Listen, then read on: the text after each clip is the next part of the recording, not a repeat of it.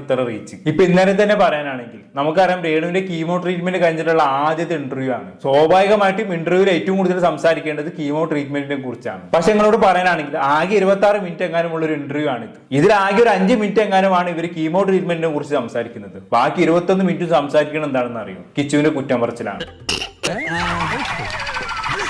ഹിതമാണെന്ന് എനിക്കറിയാം. ചേച്ചിന്റെ അടുത്ത് അത് ചോദിക്കുന്നതുകൊണ്ട് എനിക്കും ബുദ്ധിമുട്ടുണ്ട്. പക്ഷെ ഗർഭമാക്കിയോ?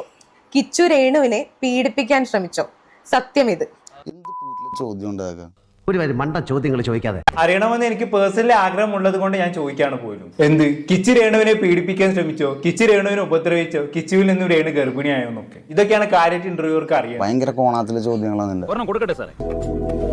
ചോദിക്കാൻ പറ്റുന്നത്. ഒരുത്തൻ എന്തെങ്കിലും ഒരു തോന്നിയാസം വെച്ച് ഒരു തമ്മിൽ പഠിച്ചു വിട്ടു എന്ന് കരുതി അത് വെച്ച് ഇമാതിരി ചോദ്യങ്ങളാണ് ഒരു ഇന്റർവ്യൂവിൽ വന്നിരുന്ന് ചോദിക്കേണ്ടത്. ഗർഭമാക്കിയോ എന്നാണ്. ഇതിനൊക്കെ ഞാൻ എന്ത് മറുപടിയാ പറയേണ്ടത്? ചിരിച്ച് ആഹാ എന്താണ് ആഹ്ലാദം, എന്താണ് സന്തോഷം. ഇങ്ങനെ ഒരു ചോദ്യം കിട്ടാൻ വേണ്ടി രേണു കൊതിക്കുന്ന പോലെ രേണുവിന്റെ സംസാരം കേട്ടാല്. എന്തായാലും ഇങ്ങനെ ഒരു ചോദ്യം ചോദിച്ചപ്പോ രേണു ഹാപ്പി ആയല്ലോ, അത് മതി. മനുഷ്യന്മാരായ ലേശ ഉടുപ്പില്ലേ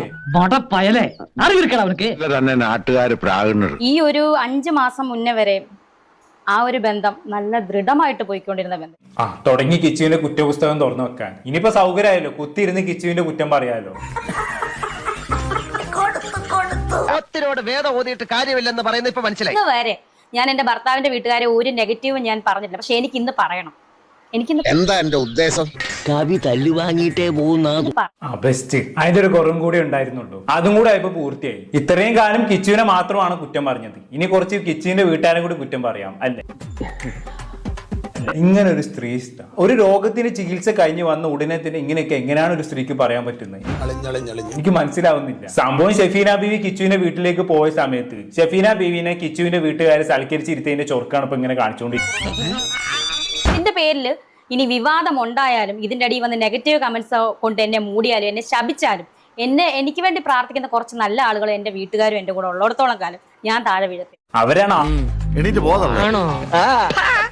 ആദ്യം കല്ലെറിഞ്ഞ് ഓടിക്കേണ്ടത്. രേണുസുതി എന്ത് അപരാധം കാണിച്ചാലും അവർക്ക് സപ്പോർട്ട് ചെയ്യാനും അവർക്ക് വേണ്ടി ജയ് വിളിക്കാനും കുറച്ച് ആൾക്കാരുണ്ട്.